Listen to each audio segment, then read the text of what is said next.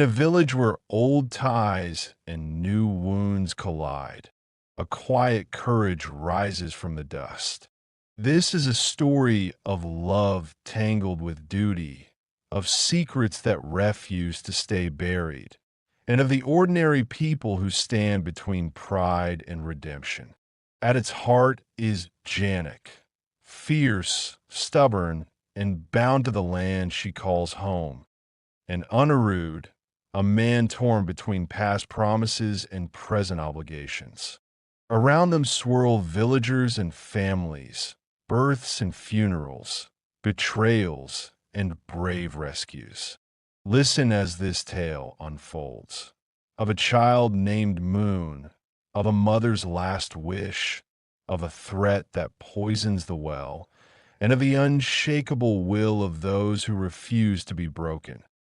The village breathed a familiar rhythm. Market calls at dawn, children chasing each other down narrow lanes, and elders sitting beneath the shade, sharing years in the space of an hour. Jhanak moved within that rhythm like a river, clear, purposeful, and necessary. When Seji tried to pressure villagers with unfair corn prices, she stood up to him without ceremony, and Parasar, slow to anger but steady in heart, found reason to back her. While the city celebrated anniversaries in bright rooms, the village celebrated its own quiet victories. And yet, even at family joys, Aniruddha's thoughts wandered back to the land and the woman who would not bow. News travels fast in small places, and with it came the whisper of project plans and the arrival of Aniruddha to discuss them. Words meant as progress were heard as threat. Wounds beneath the soil remembered old injustices. The villagers rose in opposition, but when tempers flared and fists found air, Jhanak stepped between, admitting she knew Aniruddha, not as a stranger, but as someone who shared her past in ways others could not imagine. That meeting opened questions more than it closed them. Who had they been, and who would they become? In the house where rituals and gossip lived side by side, preparations moved on. Gimli's wedding candles flickered, and life's quieter dramas continued. But under that ordinary surface, complications stewed. Apu, a woman whose presence stitched the family together, collapsed one evening, and the world shifted on a single, painful axis. Lalin and the household held their breath as health faltered and the thin thread of life frayed. Faces changed when asked about the future. Some hardened with fear, others softened with an urgency to make each moment count. Amid these storms, the truth about Moon surfaced like an old root that had forced its way through a floorboard.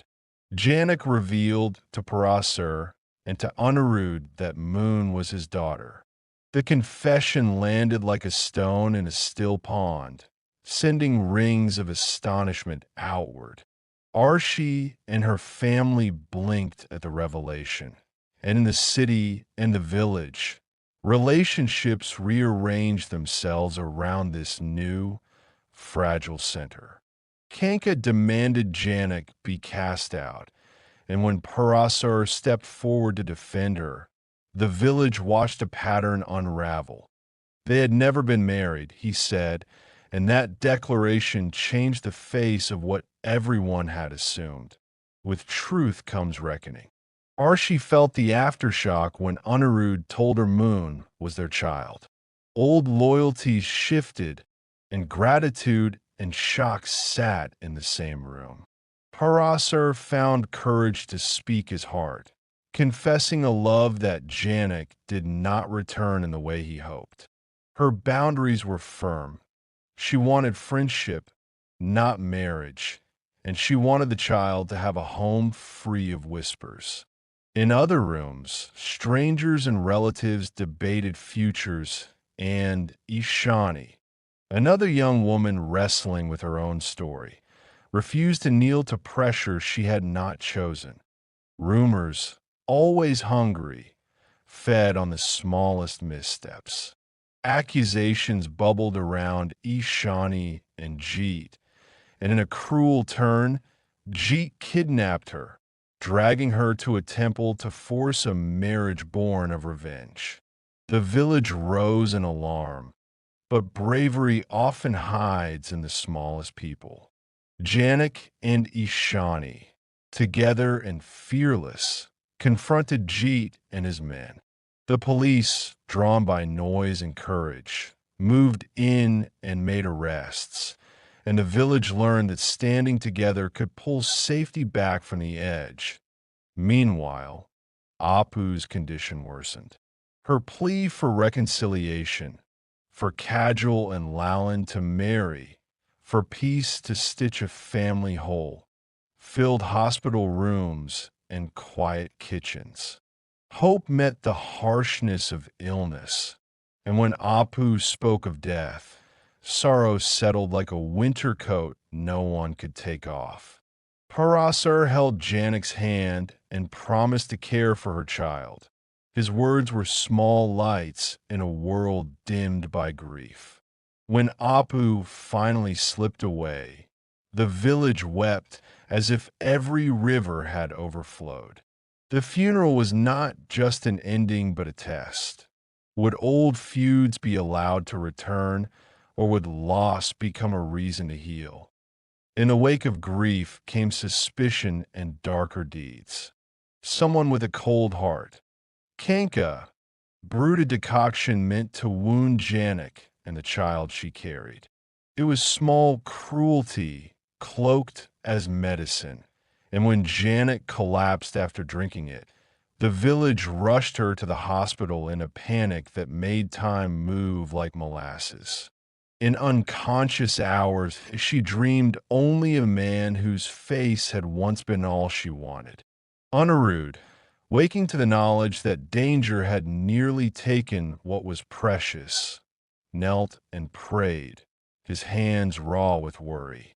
When Jhanak finally stirred, when breath returned and eyes opened, the relief was a communal exhale, the sound of people deciding together to protect what mattered most. But danger does not always wear its face to the door. Ishani suffered too, pushed into rumors and shame, and once she slipped into despair. Her parents carried her into light again, and even as the village whispered, a few chose to stand with her. The principal's instruction to study from home smoothed a hurt into a plan, and slowly, support like a hidden root grew under the soil of scandal. Mimi and Anirban made their own plans. Family alliances shifted like tectonic plates, and promises about marriage became bargaining and then hope. Parasar, whose heart had been steady and quiet, surprised everyone by refusing to step back.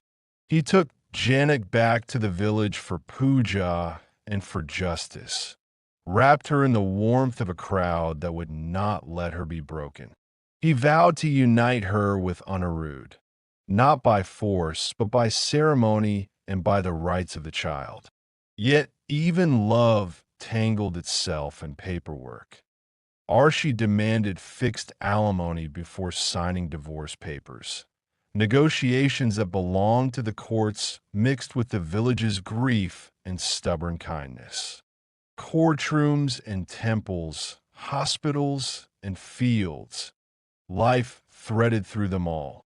Ishani stood tall in court, voicing truth about Jeet and about the cruelties the world tried to make ordinary. Her voice rang like a bell, and for a moment the village heard itself differently. Preparations for Jhanak and Aniruddha's wedding began, and the village watched Parasar's behavior, sometimes puzzled, often moved.